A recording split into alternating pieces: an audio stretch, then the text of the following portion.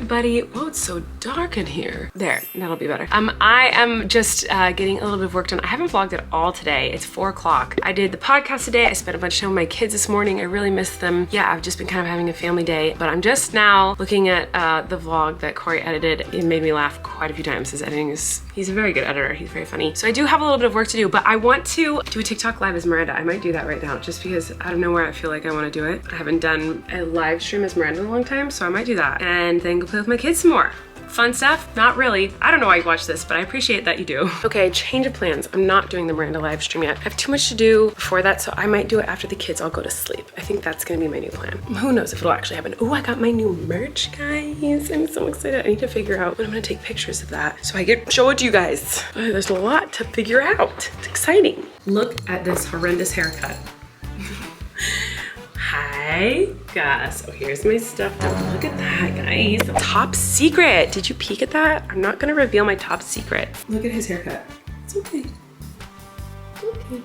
The guy who cut his hair, he was grooming the cats, cleaning the cats, taking care of them, whatever. We weren't gonna have him do Gus because Gus is very hard to do. We wanna make sure everyone is safe, including Gus and the people doing it. We always have them put Gus to sleep for a little hour so that they can check him all out, do everything they need to do to make sure he's healthy and safe, and then they also can shave him or cut his hair. This guy that was doing Daisy, he came to check on Daisy, he saw Gus and he's like, I can do him too. And we're like, no, you can't. He's a new guy and he was great. And he's like, I've dealt with every kind of animal, specifically lots of cats. Like, I know I can do it. I know I can get him. He's like, I'm like the cat whisperer. We're like, you can try, but we don't want it like forced. Like, we don't want you to get hurt. We don't want Gus to get hurt, you know? So he tried and he got half of Gus shaved. And then he was like, I don't want to keep going. He said he has been like mauled by a group of large Maine Coon cats and Gus is stronger than all of them combined. That's what he said. So Gus only has the top half of himself shaved, but now he's in a really good mood. So I know he likes it when he gets his hair cut. He's always really sweet after he gets it cut. It's just hard getting it cut. I'm gonna pee. I'm trying to find my children. I don't know where my kids are. I don't know where my husband is. I don't know where my kids are. Hello, Eric? Stockland? He's missing. I just walked through the whole house. Backyard's so big, I'll never find him back here. You guys, I straightened my hair with a straightener today, not with my like blow dryer thingy-mabobber. Oh my gosh, I don't like it. I like it way better with the other thing. That thing that I hated when I got it. Now I'm obsessed with it and I love it. Where'd they go? Oh, I think I heard something. It's cold. Guys, look at my slippers. They have butterflies on them. Hi. Hi, babies. Okay, I was trying to look and see if there was a fun like performance or show or something at a theater near us that I could take Flynn to, because I loved going to shows and theater stuff growing up. And there was a magic show coming up. Oh, Wesley, oh gosh. There's a magic show, so I was trying to show him some magic and I was like, you know that mommy can do magic. And I was showing him some clips of me doing like magic tricks as Miranda. And then Eric was like, you should show him the scene that we did in Haters. So he's gonna watch our scene from Haters Back Off where Patrick and Miranda do magic. Flynn's never seen all of Haters Back Off. He's only seen like little bits and pieces. I don't think the babies have ever seen any of it because they wouldn't care. Oh, Patrick, hey. I'm working on a new magic trick and I think we should add it to the act. Okay, ready? Watch this. I think we should stick to the original routine. Is that really Daddy? Yeah, it's really Daddy. That's a magic box, Flynn. I'm Miranda and it's magic time. We're gonna do a magic trick for you and you. What did you think of that, silly goose? Was that silly goose? What'd you think, Flynn? More. You want more? Why is it, how's my face different? Flynn doesn't think Patrick is Eric. It is me, Flynn. It's me. No, it's not. It's me playing pretend. He's playing pretend. It doesn't look like him, you don't think? No. No. He's pretending to be someone named Patrick. That's the name of his person. You know how I'm pretending to be Miranda? He's pretending to be someone named Patrick. You mean he's really real? Mm-hmm, he's real. That's him. I'm just pretending to be somebody else. How about you the exact photo you're hoping for, right? That's you. Hey, I better actually flop now. That's Daddy, and that's, who else is in there? Miranda. Here. It's a baby. I'm talking about Key. What's that? What?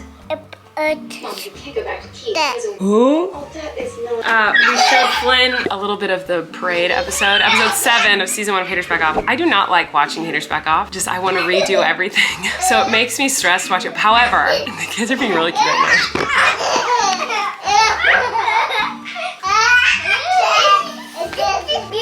Anyway, it's crazy to watch that because there's a kiss between Patrick and Miranda in that episode. And we used the first take that we did. That means our first kiss is on Netflix. Our first kiss is documented for the world to see. We didn't rehearse it. No, we did not. do it in rehearsal. Usually, he actually like made fun of me for it because usually in make fun of you. rehearsals, because you rehearse the scene before you film the scene really quickly. It's not like a rehearsal. It's like right before you shoot it. They explain where the camera's gonna be. Why did that man do fireworks? Because he was crazy, huh? He shouldn't do it. That's right, he shouldn't, but he did because he's a silly goose. We rehearsed the scene. We went through all the lines and they practiced where the camera's gonna be and what moves they were gonna do and whatever. When we were running it, we got to the kiss part and I think I just went like, oh, mwah, like, but like to the air, like I didn't do it to you. Yeah, I don't know, yeah. The next day or something, you're like, why didn't you kiss me during rehearsal? That was so weird. And I was like, I don't know, I just didn't, I'd never done a kissing scene before. I didn't know if you were supposed to, so I didn't. But yeah, usually, you know, like blocking rehearsal, like You'd run it? Yeah. Well, anyway, that was the first time we ever kissed. And then when we watched the few, because we did it a few times, obviously, when we watched the videos back, the different takes back in the editing room. Oh, did you want to go up the stairs and you weren't allowed to? Wow, there's a lot happening. This is what happens when I try to vlog with all 3 kids in the room and I'm talking to you guys instead of just like hanging out with them. Anyway, our first kiss, that's the story of our first kiss. It was on camera for everyone to see. I love you. Mwah.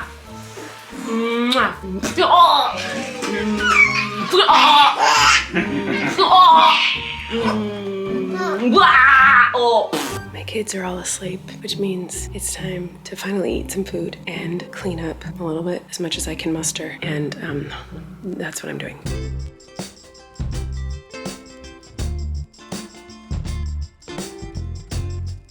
I'm looking for my husband. He's usually in this room. Oh, he's not. Where could he be? Okay guys, I haven't found Eric yet, but I forgot to show you yesterday. I got shoes in the mail that I'm so freaking excited about. We have a linen closet, and since our closet in our bedroom is smaller, we keep a lot of stuff. I keep like my merch, clothes here, like this is my merch and my show clothes. Anyway, guys, I'm so excited about these shoes. Are you ready? I don't care if you guys think this is ugly. I'm obsessed. Look at this freaking shoe. I am so obsessed with these shoes. And I don't know what I'm gonna wear them with yet, but like, hello. This is like my dream shoe. It's like the prettiest shoe I've ever seen in my life. Okay, anyway, I need to find Eric. I didn't find Eric, but I did find another big mess in here. So I need to clean this up now.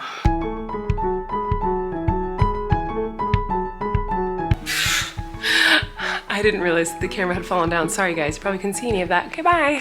Okay guys, I wanted to do some tortilla talk questions. There weren't a lot on my vlog today, so you guys leave tortilla talk questions today. Ask me anything you want. But the one that did jump out at me that I was like, I don't know that I've answered this before. Maybe I have, and I just don't remember it. But Sanjana, I probably said that wrong, I'm sorry. Tortilla talk question, since you travel so much for tour, do you have any travel life hacks or advice that you use that you think most people wouldn't know about? Love you and your vids. Probably, but actually I don't know if I know if people know about them or not. My number one tip for someone who travels a lot is packing cubes. I am a firm believer in packing cubes. These help me so much when I'm traveling. They're these little like cubes, and the first person who told me to get these, I was like, yeah, right, that's dumb. I'll never use those. And I use them every time I travel anywhere. So in each little tiny cube, they're like material, or you can get plastic ones. They come this size, this size, this size, like all different sizes. So one will be pants, one's underwear, one's shirts, one's bathroom things, one is socks, you know, whatever. So you put all the different things in each little baggie, and then you have like an empty one that you put your dirty clothes in. And that way when you're traveling, your suitcase doesn't just become like a big like pile of like just everything disaster mess. And it's really easy to find what you're looking for. It's so fabulous. And I also recommend the same thing for like a carry-on bag, whether it be a backpack or, you know, a little side bag or whatever. I get packing cubes, obviously too big for that.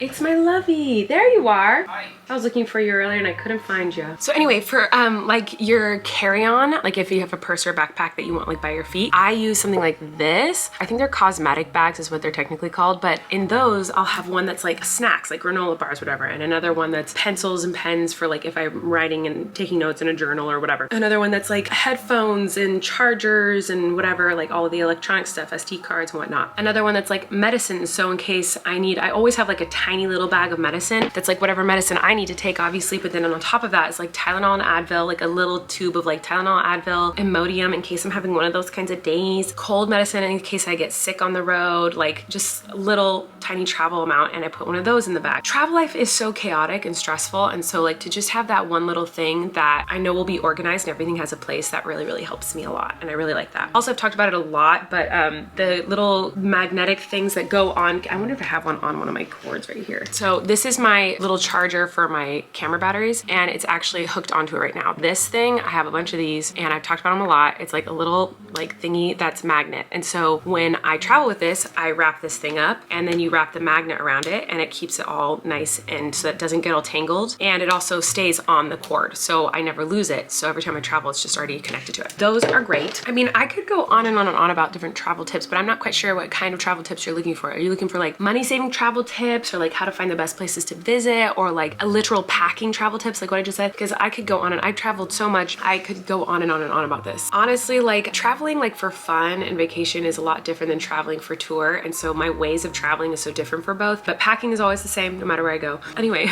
I'm gonna go, but I love you guys, and I'll see you tomorrow. Wait, I might see you more tonight. I don't know yet. Okay, but anyway, that's my travel tips. Okay, I'm actually gonna end on a little song. It's been a while since I just like sat and played the ukulele, right? Like I feel like I used to do this all the time in my vlogs, but I wanted to sing a song because this is a song that a friend of mine sent to me when I was heavy in postpartum days. I'm still struggling from time to time with postpartum depression and anxiety. It can last up to 2 years, I'm hearing, which is not fun, but I'm definitely way better than I was. I found an old SD card and I had vlogged on it. When I put it into my computer, I saw a clip of me from when the babies were in the NICU, and I was crying because that's what I do. I watched a bit of it, and Wesley was home, but Maisie was still at the hospital, and I was just crying, and you know, I was talking about how hard it is, and that time was just, it was so hard. That was like one of the hardest things I've ever been through. When I go on tour, I meet so many women who have babies in the NICU, or have had babies in the NICU, or women who have struggled with postpartum depression or anxiety, and you know, the journey that it is to become a new mom. It's a crazy one, and it can be really hard. So my friend, when I was in the thick of it, in the thick of the hard times, sent me this song. She was like,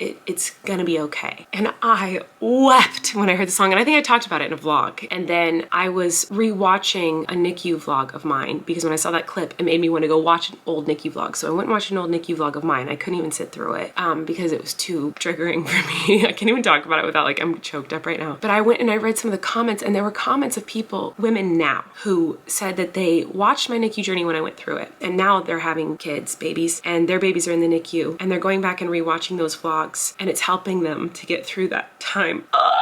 Just knowing that the pain and heartbreak that I went through during that time, and talking about it and sharing my experience with it, is helping other women go through that. The fact that I could do anything to help another woman go through that horrible experience makes me feel so good, because I would do anything during that time to like have help. And the one thing that helped me was you guys in your comments saying that you'd been through it and you'd experienced it. So to know that now I'm providing that for women who are going through that, literally, it's a sensitive topic. This is too long-winded. I was just gonna sing. Oh my god, I'm so annoying. I'm sorry. Okay, so anyway, I was backstage at my show, on one of the shows this last weekend. This song started playing like in the theater, like on the playlist, and I hadn't heard it since my postpartum days, like right after I had the babies, and my friend had sent me this song, and I cried hearing it, and then I played it again on my phone after the song ended over the speakers, and I cried again. So I probably won't be able to sing it because I'll probably just cry, but I wanted to sing it for any woman out there who might be going through, or just kind of anyone. The song could apply to anybody, but it applied to me during that hard time. But postpartum depression or anxiety, postpartum anything, honestly, pregnancy is hard, or your kid's in the NICU, or you're just a human being having a hard time, struggling with mental health or anything. This song is so good, and it's a nice reminder that, like, anyway, I'm just gonna sing it. It's Casey Musgraves, obviously, Rainbow, which everyone knows the song, but I just love it, and I'm gonna sing it. When it rains, it pours, but you didn't even notice. It ain't raining anymore. It's hard to breathe when all you know is the struggle of staying above the rising waterline. Well, the sky is finally open, the rain and wind stop blowing, but you're stuck out in the same old storm again. Hold tight to your umbrella, darling, I'm just here to tell ya that there's always been a rainbow hanging over your head. Yeah, there's always been a rainbow hanging over your head.